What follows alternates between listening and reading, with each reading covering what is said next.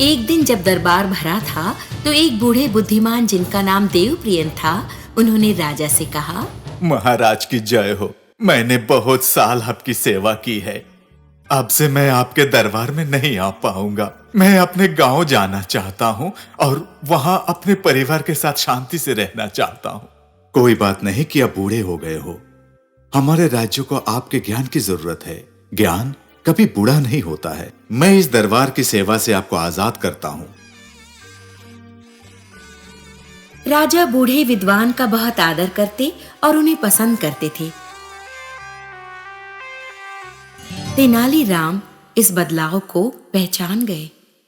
सेनापति, कई दिनों से तेनाली हमारे दरबार में नहीं आए हैं। उन्हें क्या हुआ है? महाराज, उनकी कोई खबर ही नहीं है।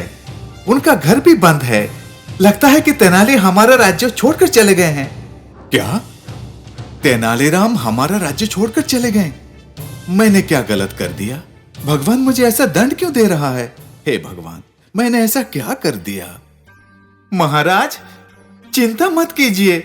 हम सब तेनालीराम की वापसी के लिए दुआ करेंगे। यदि आपको बुरा न लगे तो आराम फरमाने के लिए आप राज्य का दौरा कीजिए महाराज।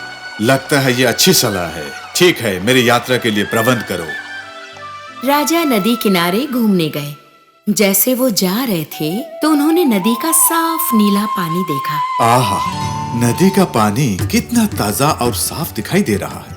नीला पानी अपनी सुंदरता से मेरा मन मोह ले रहा है। इससे मुझे कितना आराम और शांति मिल रहा है। घूमने के बाद राजा अपने महल में लौट आते हैं।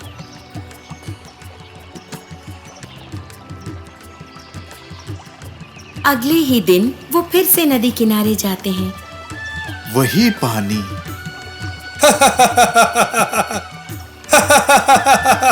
हे साधु, आप मुझ पर क्यों हंस रहे हो?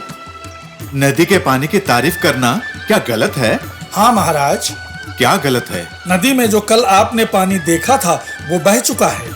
नदी की सुंदरता इसी सच्चाई में है। इसी तरह से हमारे जीवन में लोगों का आना और जाना स्वाभाविक है, लेकिन उनके जाने से हमारा जीवन नहीं रुकना चाहिए। तो फिर आप इस बूढ़े राज दरबारी के लिए क्यों दुखी हैं जो आपका राज दरबार छोड़कर चले गए? सोचिए महाराज, जरा गौर से सोचिए मैंने जो कहा है। मैं जानता हूँ, लेकिन तेनाली जो जवान है और मुझे बहुत पसंद है, वो मुझे छोड़कर चले गए। मैं आपके तेनाली को अभी आपकी आंखों के सामने ला सकता हूँ, मगर आपको मुझसे एक वादा करना पड़ेगा। मैं तो बस यही चाहता हूँ कि आप इस राज्य को बिना किसी चिंता के चलाएं। क्या आप मुझसे ये वादा करेंगे महाराज? तेनालीराम, मैंने जीवन की सच्ची सीख सीखी है। धन्यवाद, तुम सच में मेरे सच्चे मित्र हो। और देखने का मन कर रहा है ना आपको? तो जल्द से जल्द इस चैनल को सब्सक्राइब कीजिए और मित्र परिवार सहित मैजिक बॉक्स के वीडियोस का आनंद लें। मैजिक बॉक्स हिंदी, मजे और शिक्षा की संतुलन रंगमंच। सब्सक्राइब करना मत भूलना।